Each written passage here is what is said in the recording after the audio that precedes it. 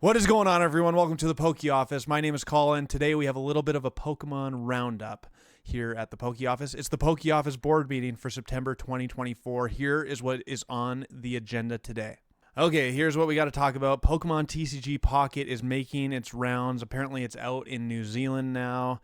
I haven't tried it yet, or I haven't seen too much about it, but some of the artwork is spectacular. So we're going to take a look because I think there's going to be a little bit of a revolt from the TCG side of things. And it's like, why are you not making this good of artwork on actual physical cardboard? Paldea Evolved reprints have been all over the interwebs lately, so we're going to talk about that. Then we have a couple new leaks for Surging Sparks from Poke Beach. Time to sell, that's my big ticket item on the agenda today, so I'll tell you a little bit more about that in a little bit. And then speaking of time to sell, there's going to be a discount code for a little weekend 10% off, thepokeoffice.com. Go check it out now, but you got to watch the video for the 10% off coupon. So watch the video, then go check out the site.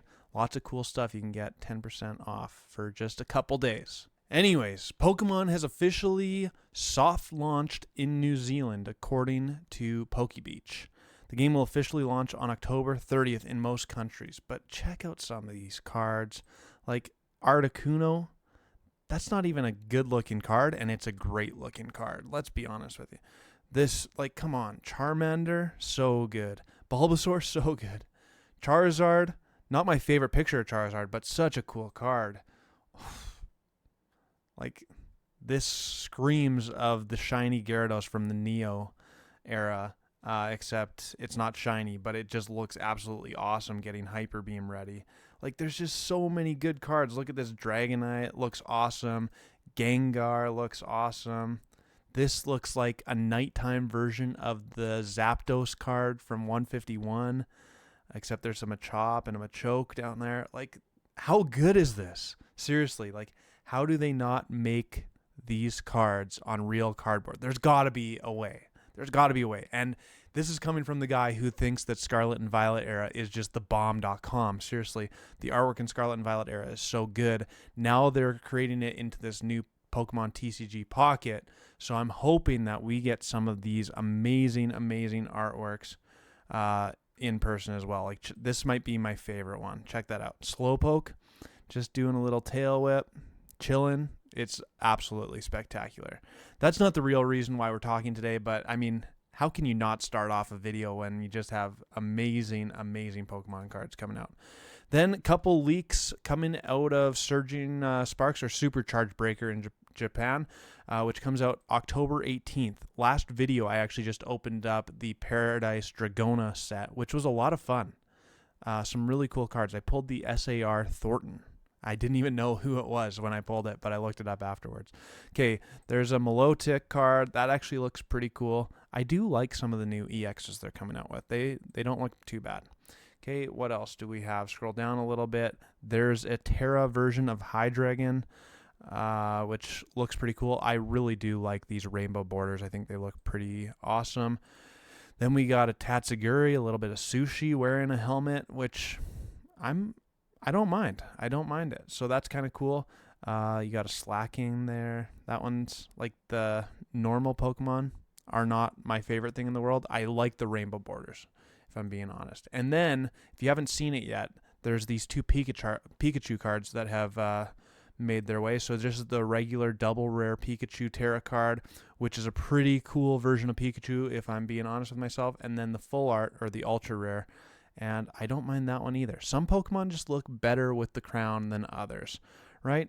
Anyways, that's kind of all the new news. If we go back, we have Paldea Evolved reprints. Let's talk about that for a quick second. So here is my initial thoughts on it. I've seen the videos coming out on the YouTube space, people saying the reprint is confirmed and all this talk, and maybe it's time to sell because prices are going to come down, because booster boxes for Paldea Evolved, like, I haven't looked today, but they were like around that 140 mark, 135, 140. And most of the Scarlet and Violet booster boxes, minus Paldea Evolved and Twilight Masquerade, are still around the $100 mark. So if there's a reprint happening in Paldea Evolved, it could bring that booster box price down. Right now, here's what I'm hearing from Canada. I don't have a distributor. So if you've been watching the channel for a while, you know I buy from other people, but I get a pretty good price because I buy regularly from people. So the guy that I typically buy from has asked for some allocation of Paldea Evolved. That doesn't mean he's going to get the allocation of Paldea Evolved. I'm hoping that I can get some of the cheaper Paldea Evolved, but right now, here's the way it works. He asks for some allocation. They give him some allocation. He doesn't know how much he's going to get yet, and there's always opportunities to buy Paldea Evolved right now. The distributor has Paldea Evolved, but the price in Canadian dollars is $175 or $180 per booster box. So I don't particularly want to pay that if there is the potential to get more booster boxes for like 150 Canadian. Because if I'm buying a couple cases, that's actually adds up to a decent amount of money that I'd be saving. So my personal opinion here is that I'm going to hold out a little bit longer. I'm going to take the risk that there's going to be some Paldea Evolved available at the lower price point. And if not, then maybe I'll dive into paying a little bit extra for it if I need to. But that's what I'm hearing in Canada. Might be different in the States, might be different in different countries around. But I have heard the Paldea Evolved reprint rumors. I've heard that the distributors are giving some allocation, so it's not even a rumor, it's happening. The amount of allocation is what I really don't know about. And I haven't heard from my sources anything like too crazy about it. So that's my news. If you have something else to say, just hit it down below in the comments, because that would be awesome. Back to the agenda. Next on the list, new card leaks from Surging Sparks. We already did that. I skipped ahead. I skipped it. I'm clearly not doing a very good job with this agenda because I'm all over the place, but it doesn't matter. This is the meat and potatoes of the video. Time to sell. And here's what I want to talk to you about. Okay? I'm trying to bring my love of Pokemon and my Pokemon hobby from more of a hobby into a business. That's kind of been the goal of mine for the last couple months, especially as I was at Card Party in June and I saw people at the booths and I saw people buying and selling Pokemon cards, and I was like, I love Pokemon cards. I love investing and buying and selling and talking about money. Why don't I do that? So that's kind of what I'm trying. That's the whole reason I started the PokeOffice.com just a couple weeks ago. It hasn't been that long, maybe a month ago. And that's really exciting. So the whole point of this time to sell part is twofold. One is it's kind of clickbaity because there's these ideas on the interwebs right now. Paldea Evolved reprint. Well, it's time to sell your Paldea Evolved right now while it's still high before the reprint brings the price down. But in actuality, it's like I am trying to sell off lots of my collection pieces to keep my business going and to kind of boost ahead with the finances, because I want to have more singles, more slabs available on the website, more sealed product to rip on the live streams. Like, I'm really trying to continue growing. So my whole theory, and this comes from watching some of PokeNE, Brian at PokeNE, and he's like, when I interviewed him, he said, I can make way more money churning and burning than I can holding a box of something and waiting for it to gain value over time. So here's what I have done, which is big news. I did it this last weekend. I went ahead and I sold 2 more of my Evolving Skies booster boxes. And there's part of me that thinks that I'm going to regret it, because this thing is really a gold mine. It is. Evolving Skies is a gold mine, but I sold 2 more of them. So I officially only have 2 more Evolving Skies booster boxes left. And it feels like that's something I might regret in the future. But at the same time, I got a really good price for both of them. And I was able to pick up some really cool stuff for the store, which I want to show you right here. Okay, so a couple of the older cards. I like this Venusaur full art card a lot. I think it's awesome. The Mega Tyranitar. Little Dark Gyarados action. Oof, what a good card that is. Dark Vileplume. And then a decent chunk of the Hidden Fates full art shinies, which also I like quite a bit. Pretty cool. Lots of the Moltres cards.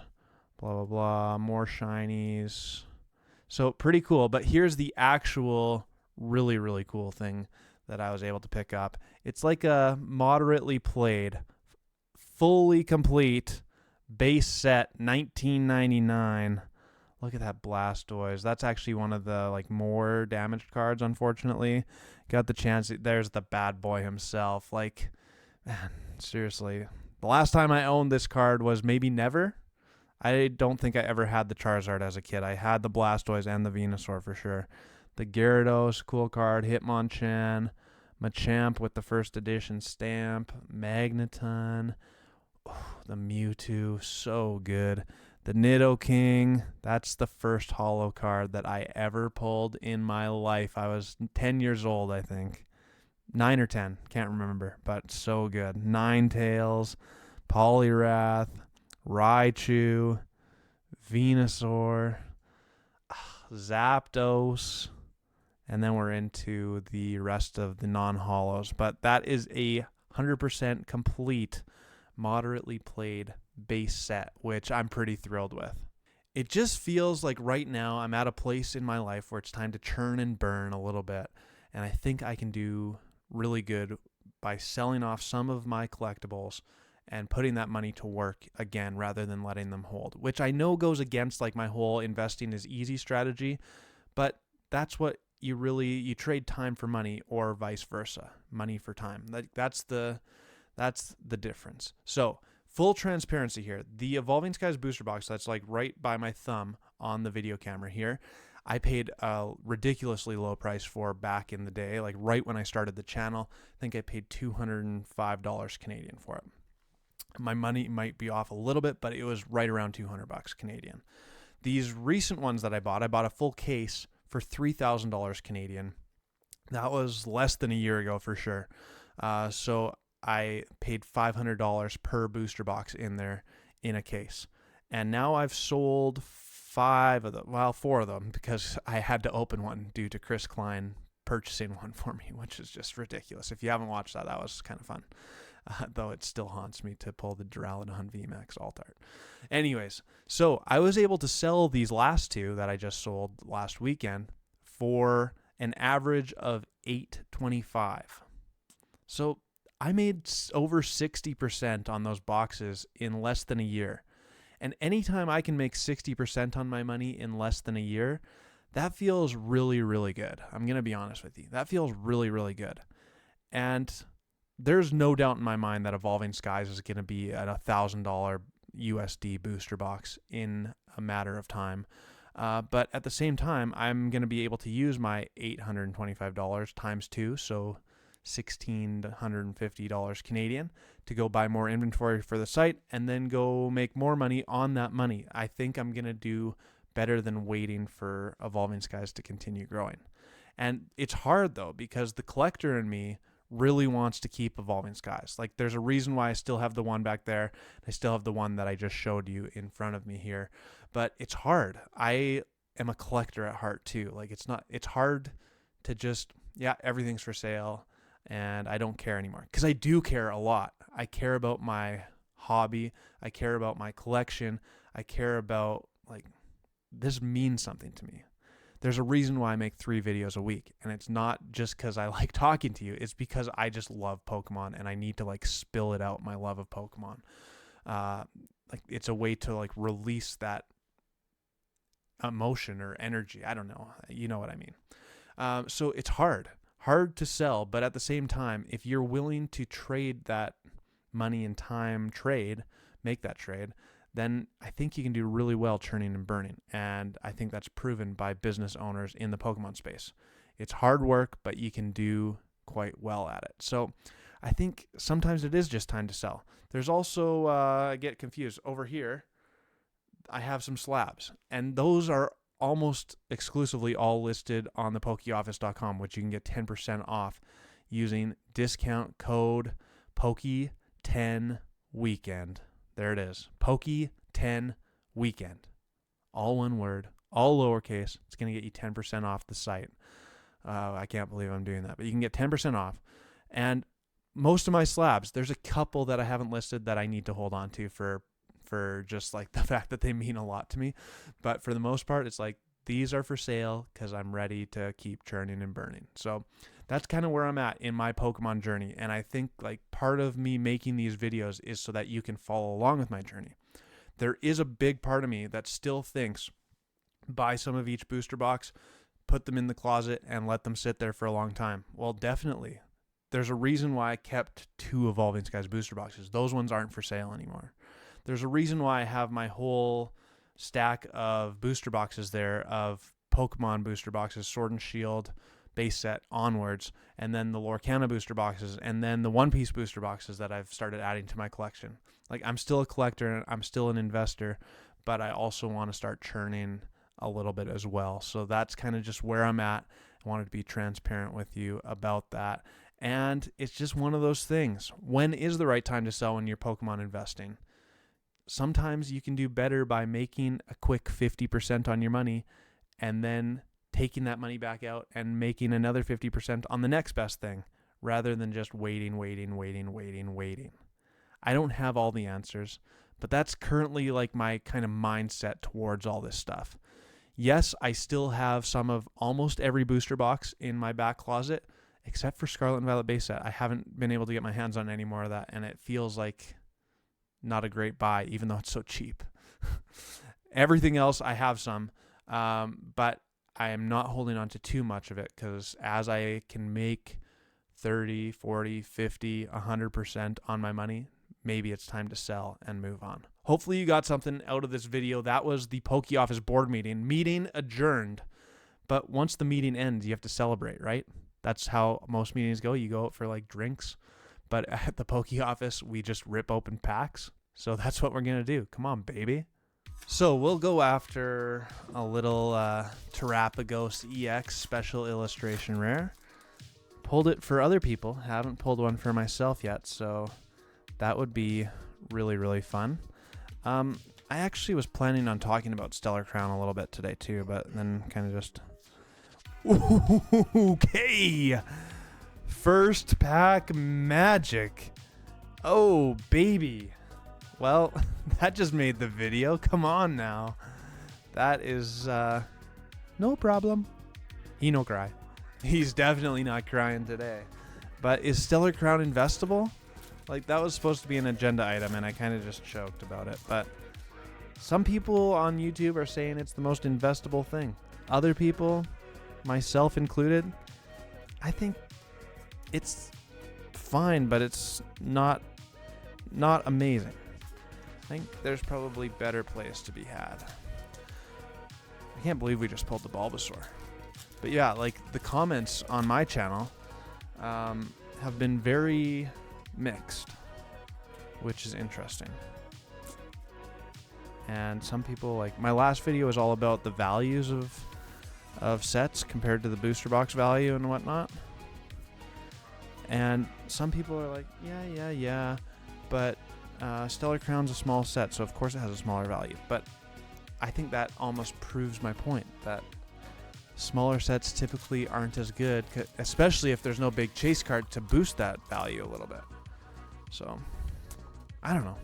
That's where I'm at with it. But it's not like I don't like the set, because I do like the set.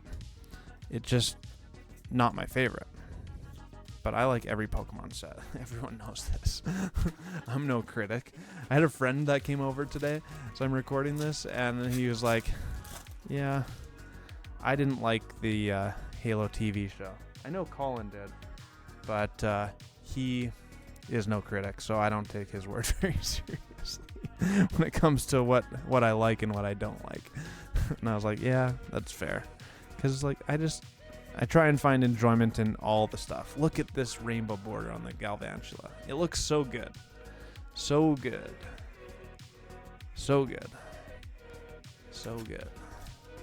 3 hits already, including one of the biggest cards of the set, the Bulbasaur.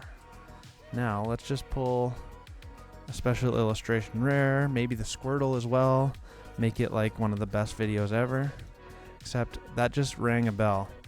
There was a video back in the day when I was back in my parents' office recording this stuff.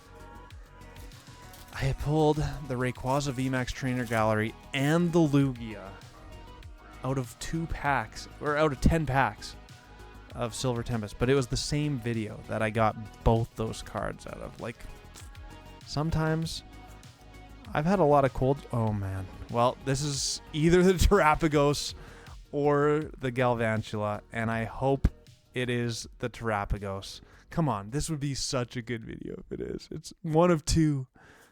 Yes, sir. Oh my goodness gracious. He did it. He did it. He did it. He did it. Oh, speaking of horseshoes, I have it today. Boom goes the dynamite. The top card in the set. The top card in the set. Oh my goodness gracious. Oh, and this, ladies and gentlemen, is why Colin at the Poke Office loves Pokemon. Unbelievable. Boom. Boom. My day is completely made. Let's just call a spade a spade. I'm in a great mood right now. Hope you're enjoying the content. Hope you enjoy my loserness, if that's a word. I'm just big nerd. Nerding it up. Pulling 2 of the best cards in the set out of 10 packs. With a deluxe bomb to finish it off. And a Meditite. Man. This video. I'm not sure it could get any better. Deluxe bomb. Meditite. Terrapagos. Bulbasaur. Oh my.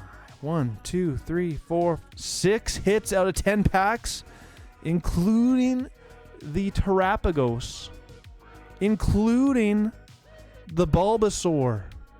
And the centering on this one actually looks pretty decent. Maybe top to bottom is off a little bit, but the left to right, like I've seen has been bad, is really good. This one, on first glance, also looks quite clean. I am ecstatic. And that's where we have to end it. Like, how can it get any better than that? I appreciate you guys so much for watching. Let me know what you think. Remember, go get that 10% off the pokeoffice.com. These cards will probably be listed over the weekend. Maybe. I might send the Terrapagos in for grading, but we'll see after closer inspection.